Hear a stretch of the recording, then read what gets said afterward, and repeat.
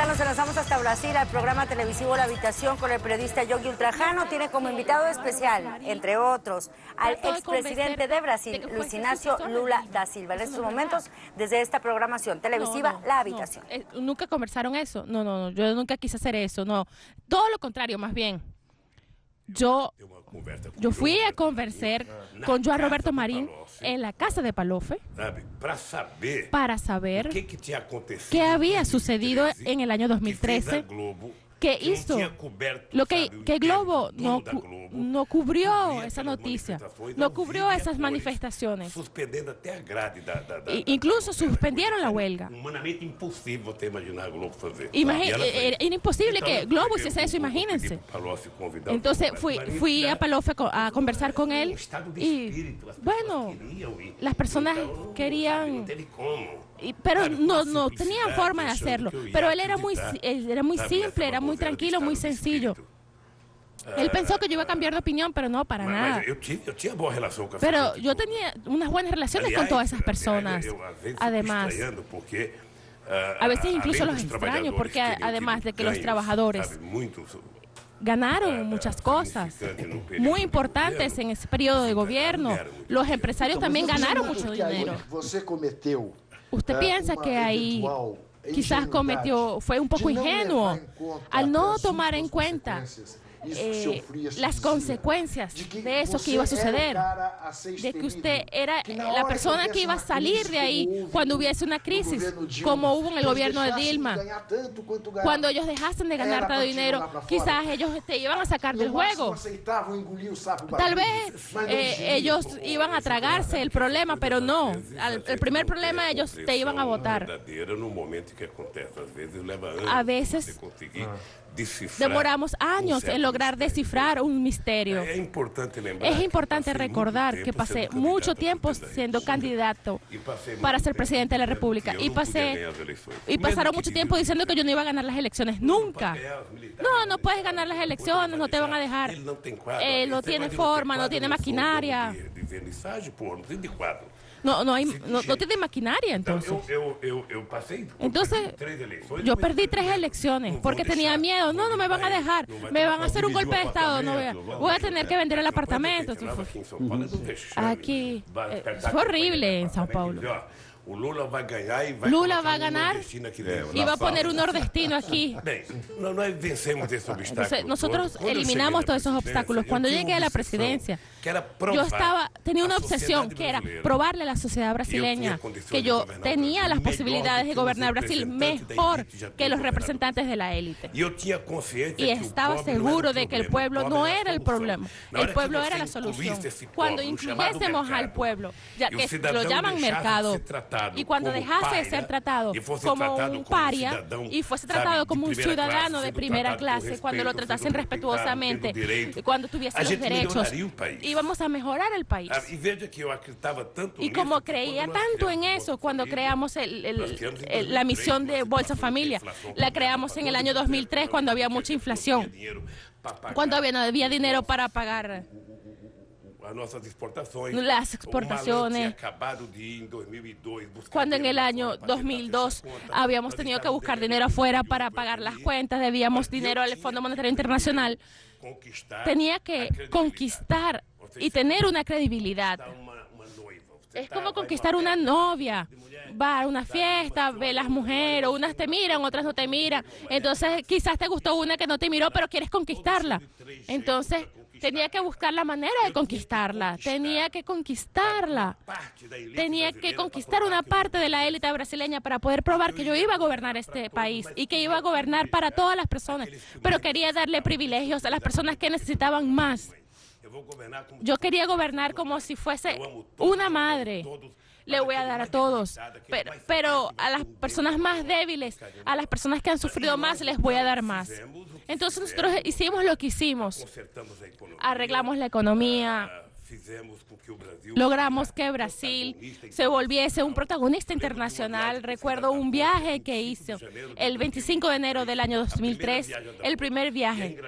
Y fue muy gracioso que fui a Davos a dar el mismo discurso que di en Ponto Alegre en el Foro Social Mundial.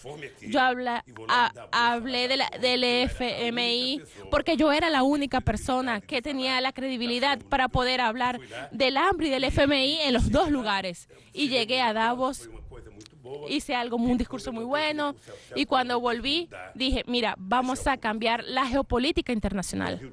Brasil tiene que entrar en ese negocio. Hablé con Celso Amorim, claro. Vamos a fortalecer nuestra relación con América del Sur. El primer país que visité fue Argentina y Chile. Después visité África, porque Brasil tiene una deuda histórica con África y no podemos olvidar a África. Y no podemos solamente medirla en cuestiones de dinero, tenemos que medirla en cuestión de dignidad. Tenemos que desarrollar la tecnología. Queríamos trabajar con Embrapa y vamos a desarrollar este tema. Vamos a viajar al Oriente Medio. Estados Unidos crea confusión en el Oriente Medio. No hay por qué va a arreglar el problema si los puede confundir. Cuando Estados Unidos esté fuera de ahí y tengan una verdadera fuerza, quizás se puedan sentar en una mesa de negociación. Decidimos mejorar la geopolítica. Estuve casi 3 horas en Nueva York y tuve una conversación muy extraordinaria con varios líderes allá. Y algunos presidentes vinieron aquí, yo no les agradaba, pero venían aquí y hablaban conmigo. Y fui a Caracas a hablar con Chávez. Y su prestigio internacional incomodó a muchas personas, ¿no?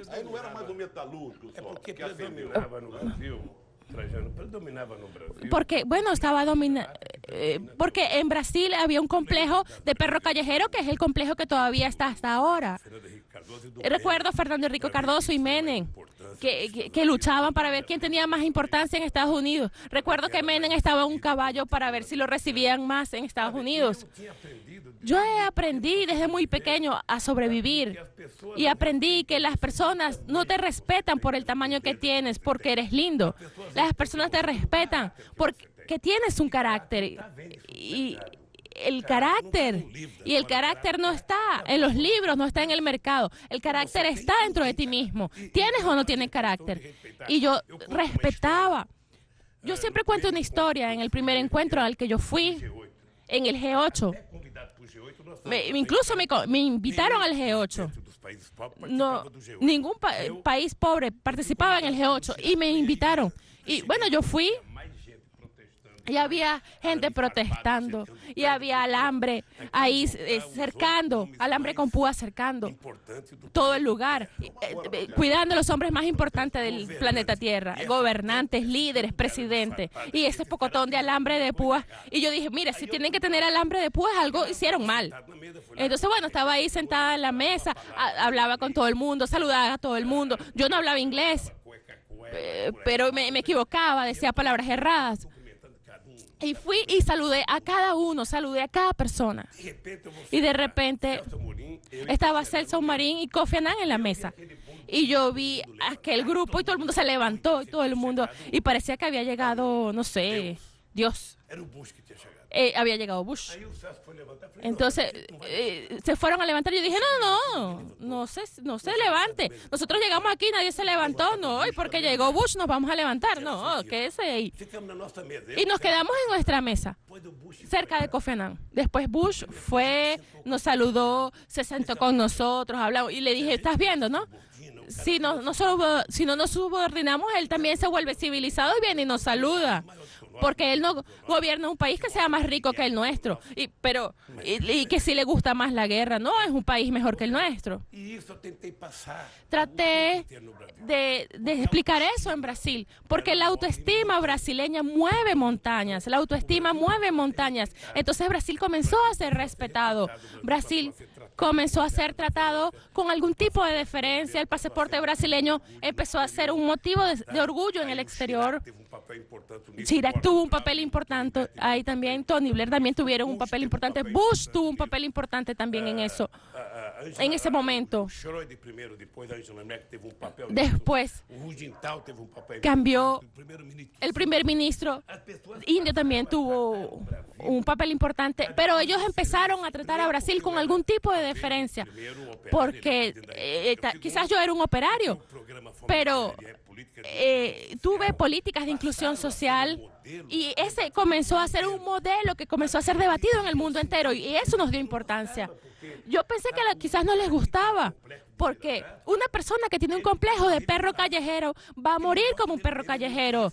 No se respeta, ni siquiera le gusta tener un privilegio, no tiene orgullo.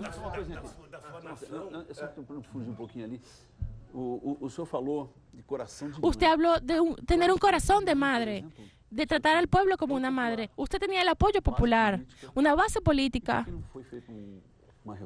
¿Por qué no hizo una reforma política amplia, seria, una reforma tributaria, por ejemplo? Incluso los propios sindicatos, los sindicatos... Bueno, yo le voy a decir algo, un poco didáctica para que lo pueda comprender. Después de que yo gané las elecciones, creé un grupo de trabajo con los sindicatos y los sindicalistas, creé un grupo de trabajo con los empresarios y los sindicalistas y las personas del gobierno para discutir dos reformas. ¿Qué era necesario? ¿Qué cambios eran necesarios para adecuar el Estado social a los tiempos modernos? ¿Y qué había que hacer y qué había que cambiar para adecuar las leyes laborales? Porque había un conflicto entre los empresarios y los trabajadores, porque querían crear un contrato colectivo a partir de nada. Tenía que mantener los sindicatos y crear un contrato colectivo. Y yo le dije, no es incompatible. Les dije, no, es incompatible, yo no quiero eliminar a uno, yo lo que quiero saber cuáles son los problemas, qué es lo que no permite que se desarrolle la economía brasileña y qué es lo que tenemos que mantener para garantizar los derechos elementales del pueblo trabajador. Porque casi el 100% de la población de Brasil es mano de obra y casi toda puede ser eliminada, puede ser votada. Los empresarios no quieren arreglar el problema, los empresarios no quieren que los trabajadores tengan derecho. Y ahora en esta reforma eso quedó claro. Ellos quieren volver al tiempo de la esclavitud, cuando el trabajador tiene que trabajar más horas.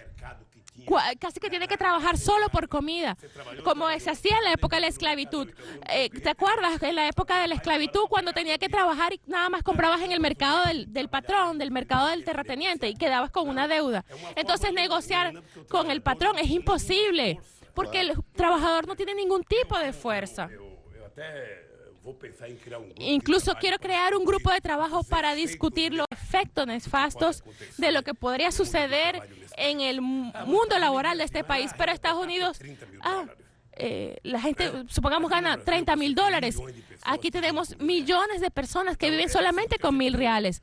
Entonces, la reforma política. Cuando me eligieron presidente de la República, tenía 91 diputados. Del PSDB tenía 14. Teníamos pocos diputados. Y es muy difícil hacer una reforma política porque las personas que fueron electas no quieren cambiar el status corpus con el que fueron electos. No quieren cambiarlo. Entonces, yo decía que el presidente de la República no es el que tiene que hacer la reforma política. Los que tienen que hacer la reforma son los partidos políticos a través de sus diputados en el Congreso. Hay una propuesta de hacer una reforma política y va a pasar un tiempo y no la van a hacer porque nadie quiere cambiar nada. La tercera cosa es la reforma tributaria, la única cosa. injusta. Yo hice 2 proyectos para la política tributaria, 2. El último proyecto que hice en el año 2007, hice un acuerdo con los 27 gobernadores de los estados, hice un acuerdo con los líderes de todos los partidos políticos, reuní a los 27 alcaldes de las capitales, reuní los movimientos sindicales y mandé esta política tributaria al Congreso Nacional para que fuese aprobado unánimemente. Y pensé que todo el mundo estaba de acuerdo. Y le decía a un compañero que era el presidente de la Cámara, esta reforma tributaria, hay que colocar a alguien que quiera hacer la reforma tributaria en la presidencia, si queremos que se haga. Y también al momento de hacer el informe, y le sugerí que colocase a Palostre en el informe, para que redactara el informe en el año 2007. No sé, porque hay algún acuerdo político, algún acuerdo partidario, se lo dieron a otra persona. El primero que estuvo en contra de las discusiones fue el gobernador de São Paulo, Jonathan Serra, que no quería conversar con el presidente que habían electo para hacer la reforma tributaria. Entonces, ¿qué pasó? No tuvimos la reforma tributaria. Ahora estoy más maduro, estoy un poco más viejo y concluyo que la reforma tributaria no se puede hacer en un paquete general como lo hice. Hay que desarrollarlo punto por punto y presentar un punto cada vez. Eso se va a demorar, pero es la única forma de hacerlo. Una reforma tributaria que tome en consideración que el pueblo no puede pagar más impuestos que el rico. No es posible. Nosotros tratamos de aumentar el número de cuotas para pagar, pero es muy difícil, querido. Bueno, algo más personal. Pienso que todo eso que usted está diciendo tiene sentido, pero las personas están acostumbradas a escuchar algo más simple. Yo quiero hablar de cosas más concretas. El señor dejó el gobierno con 87% de aprobación. Imagínense, una aprobación estruendosa. Y actualmente tiene el mayor rechazo según las investigaciones que se han hecho. Aunque gane las elecciones, ¿qué sucedió? ¿Qué sucedió para que sucediese ese cambio? El Partido de los Trabajadores se equivocó. El Partido de los Trabajadores va a reconocer que se equivocó, va a hacer algún tipo de autocrítica, va a admitir, como admitió el exgobernador de Bahía, que hubo un momento en el que el partido se equivocó, tuvo errores. El Partido de los Trabajadores va a tratar de recuperar eso, que era la imagen que tenía el Partido de los Trabajadores de ser un partido ético y que le dio a ese 87% de la población. Creo que eso es lo que quieren oír. El Partido de los Trabajadores sí se equivocó porque nació para hacer cambios, para cambiar la forma de hacer política. El Partido de los Trabajadores, yo fui candidato en el año 82 para ser gobernador y tenía que vender muchas cosas para poder entrar a las elecciones, poder tener dinero para las elecciones. Vendía dulces, vendía muchas cosas. Antes de hacer mi discurso para los votos, yo tenía un discurso para vender las cosas, para que el Partido de los Trabajadores pudiera tener dinero para la gasolina, se pudiera mover. Recuerdo que en la ciudad de São Paulo había 21 alcaldes que apoyaban el otro candidato, que supuestamente le prometía muchas cosas al pueblo. Y yo llegué y cuando vi eso dije, no, yo no voy a ir. Y me estanqué ahí y dije, no voy a ir. Vino el alcalde, llegó Ibrahim, y bueno, me hicieron alguna propuesta y me dijeron, bueno, ve, vamos a hablar con él y vamos a decirle las verdades y nos vamos. Y bueno, fui ahí frente al Banco de Brasil, hacía mucho calor a las 2 de la tarde. Fui, hablé, expuse, vi cuáles eran los hábitos políticos. Y cuando terminé de hablar, él me dijo, mira, ahora que el candidato ya habló, yo quería decir, bueno, están todos invitados a una parrilla, imagínense, todo el mundo se fue y me quedé ahí solo, imagínense. Entonces, es verdad, el partido se equivocó al aceptar ese juego político, al hacer campaña como hicieron otros partidos. Es verdad, el partido se equivocó. Y el partido se equivocó, pero ni siquiera cometió el 10% de los errores que cometieron los otros partidos. Yo siempre hablo del voto de Lewandowski para ver lo que sucedió. que es el corolario de la formación de esas cuadrillas.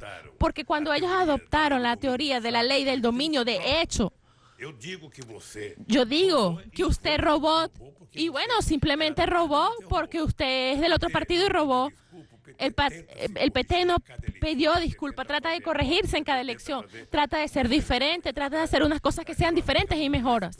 Y nosotros pagamos el precio de esos errores que cometimos. El PT sabe que la sociedad tiene razón y que puede cobrarnos en algunas determinadas situaciones, pero las personas saben que el PT no hizo nada diferente a lo que hace la política brasileña desde que se hizo la primera elección en este país. Todo el mundo sabe eso. Pero no por eso hay que acabar con el PT. No sé si recuerda que yo hice un discurso cuando fui presidente la primera vez. Esas personas que quieren derrumbarme, que quieren acabar conmigo, no hay nadie más honesto en el PT que yo. No hay nadie más honesto que este partido. Esas personas que quieren acabar conmigo, esas personas fueron las que llevaron a Getúlio para que se suicidara. Esas personas decían que Juscelino no podía ser candidato. Y cuando fue candidato dijo que no podía ganar. Y cuando ganó dijo que no podía tomar posición. Y cuando tomó posición dijeron que no podía gobernar. Esas personas trataron de todas las formas evitar que Jânio tomase posesión. Y los parlamentarios inventaron un montón de cosas y bueno, eliminaron a Jânio del juego político. Esas personas no están habituadas a vivir en el sistema democrático. Lo que nosotros estamos viviendo y lo que vivimos antes del juicio político de Dilma fue el mayor periodo democrático en la historia del país. Estamos aprendiendo a llevar este sistema. Eliminamos un presidente de la República pacíficamente. Y después probamos todo eso que se dijo de la presidenta de la República. Y ahí inventaron una mentira para eliminar a Dilma. Inventaron unos pedaleos. Dijeron que no había ninguna razón, ninguna explicación.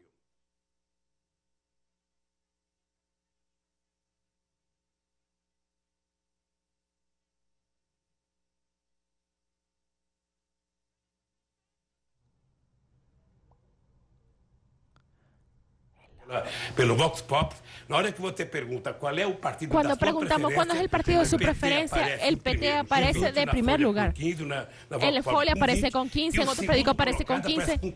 Y cuando lo colocan de segundo aparece con 4. Cuando se suman todos los partidos, ni siquiera tienen la mitad de la preferencia que tiene el Partido de los Trabajadores. Si las personas van a votar o no, las personas vamos a tener que convencerlas para que voten.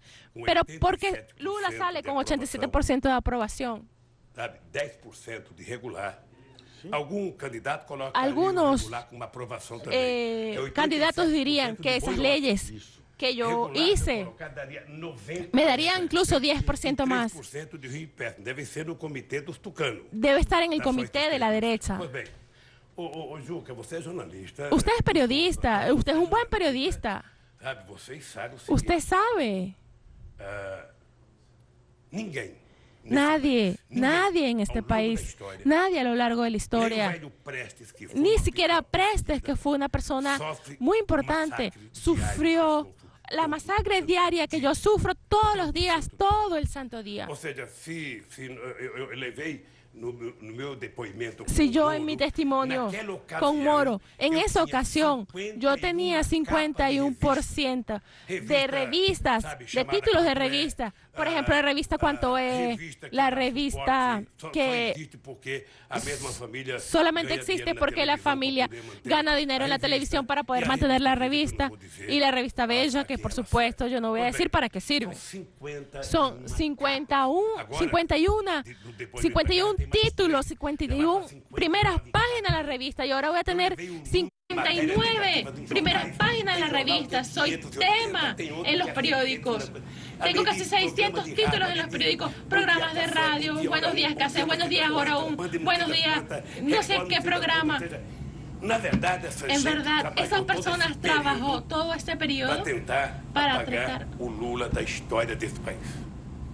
Acontece que eu tenho uma coisa que eles não sabem lidar. Eu tenho uma ligação muito estreita e umbilical com o mundo dos trabalhadores nesse país. As pessoas me conhecem. E as pessoas sabem que o que nós fizemos no país não foi pouca coisa. Não foi pouca coisa.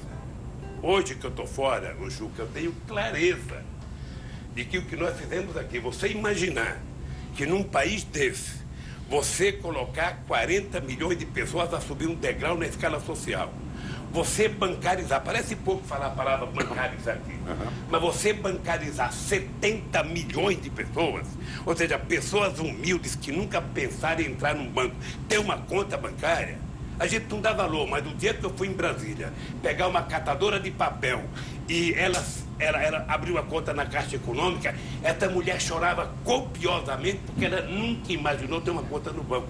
E nós bancarizamos em 8 anos 70 milhões de pessoas, da Argentina e a Colômbia junto. Ou seja, você criar 22 milhões de empregos em 12 anos nesse país, você, durante 12 anos, todas as categorias terem aumento de salário real. Mas hoje, hoje lhe acusam, e ao governo Dilma, de ter posto 12 milhões de desempregados. Então, mas deixa eu te contar uma coisa. Porque tem um debate que a gente tem que fazer e ele não acontece, possivelmente. Eu vou te contar, antes de responder isso. Sim. Você está lembrado que nas eleições de 94, eu tinha feito as caravanas da cidadania? Sim. Aí o Zé Serra e o Miro Teixeira inventaron de hacer una ley. Estamos transmitiendo a esta hora en vivo una entrevista especial al expresidente de Brasil, Luis Ignacio Lula da Silva, ofreciendo pues declaraciones y reflexiones sobre el acontecer nacional e internacional, sobre todo después de la acusación en su contra, la sentencia en su contra, despedida por la justicia de ese país, hablando precisamente de la economía, de la labor que ha hecho el Partido de los Trabajadores durante su gestión y, por supuesto, reflexiones que tienen que ver con su acusación con respecto al papel que juega su candidatura en ese país y cómo sectores precisamente de oposición, sectores de la derecha en esa nación, pues han tenido que ver con respecto a la decisión de la sentencia en su contra a prisión por supuesta corrupción en Brasil. Es precisamente parte de la información que en este momento vemos en imágenes en vivo a través de nuestra pantalla y con esto comenzamos nuestra conexión global, precisamente viendo en imágenes al expresidente Luis Ignacio Lula da Silva. Adriana Flores con nosotros. Exactamente, está con el periodista Ultrajano, Yogi Ultrajano, en el programa de televisión en la sala de conversando Lula da Silva sobre diversos temas, ya lo decía Luis. Por ejemplo, la reforma tributaria, él hablaba de la necesidad de que haya una reforma tributaria justa, en donde los pobres no paguen más impuestos que los ricos. También lo escuchábamos hablando acerca del Partido de los Trabajadores, señalando que cuando ha cometido errores el Partido de los Trabajadores lo ha reconocido y por ello no se debe pedir y ni permitir tampoco la eliminación de este partido que lo postulará para las presidenciales de 2018. Lo hace Lula, esta entrevista especial, en una jornada clave para Brasil, porque hoy precisamente está convocada una movilización nacional en defensa de Lula da Silva ante la persecución judicial en su contra. Volvemos hasta allá, hasta el programa en la sala D. 12 años de crecimiento en el salario mínimo. ¿Cuál fue el error? El error es que ella no se dio cuenta de que la caja negra no estaba entrando, en el tanque no estaba entrando agua y solamente salía agua. Faltó un poco algo ahí en el juego político. Creo que faltó un poco de comprensión. Durante las elecciones tenía que haber parado, haber dejado de exonerar algunas cosas y lograr que la recaudación del Estado permitiese que el Estado continuase haciendo las cosas hasta que, quizás a algún grado un poco menor, pero cuando Dilma presentó el presupuesto en negativo, yo me asusté, porque yo nunca presentaría un presupuesto negativo. ¿Hay algún problema en la caja? Sí, puede ser. No estoy recaudando, bueno, quizá. Yo tengo casi 400 billones en la reserva. Yo tomaría 100 billones de esa reserva y vamos a tomar una decisión de invertir eso en infraestructura para generar empleo en este país. Y no se va a colocar un solo real hacia el exterior, solamente para invertir aquí en Brasil. Entonces vamos a cortar aquí, vamos a cortar allá, vamos a eliminar las jubilaciones de los pescadores, vamos a tratar de eliminar las jubilaciones de los pensionados. Por ejemplo, una mujer que se casó con un hombre mayor y bueno, quiere su jubilación, bueno, ¿qué es eso?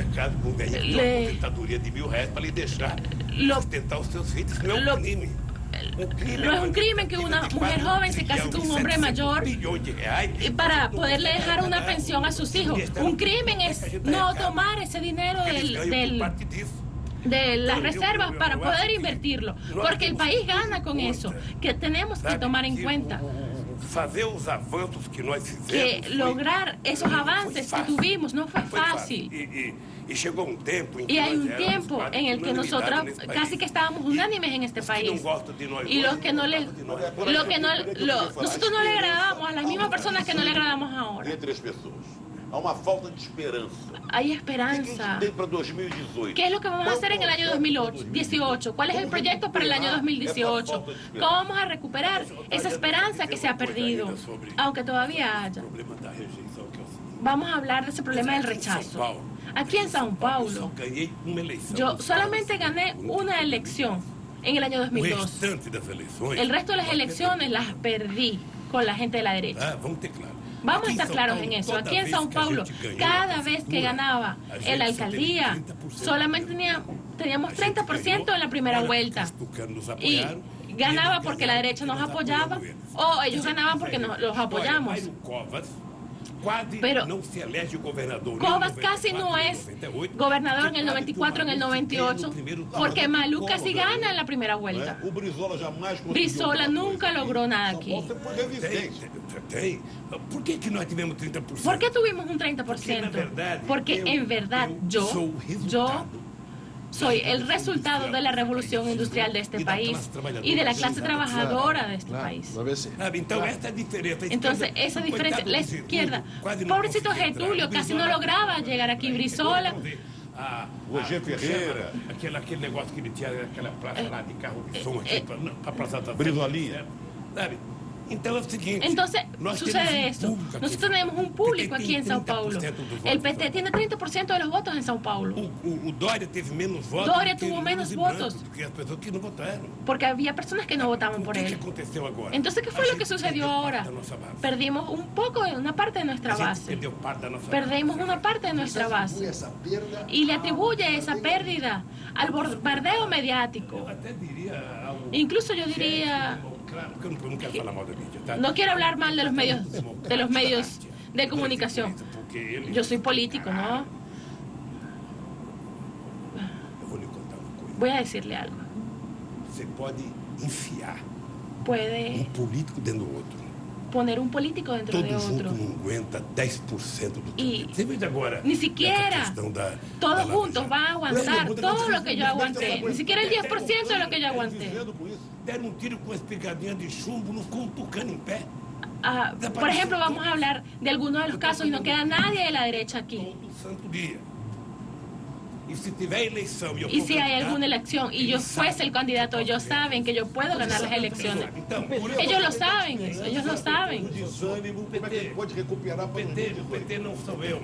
Yo no soy el PT. Por ejemplo, en la Revolución Rusa no era Lenin. Él solamente era una figura. Alemania reconquistó su democracia. El PT son millones de personas. Lo que la gente no sabe es la organización del PT en este país. Vamos a dejar. Él no salió esta vez.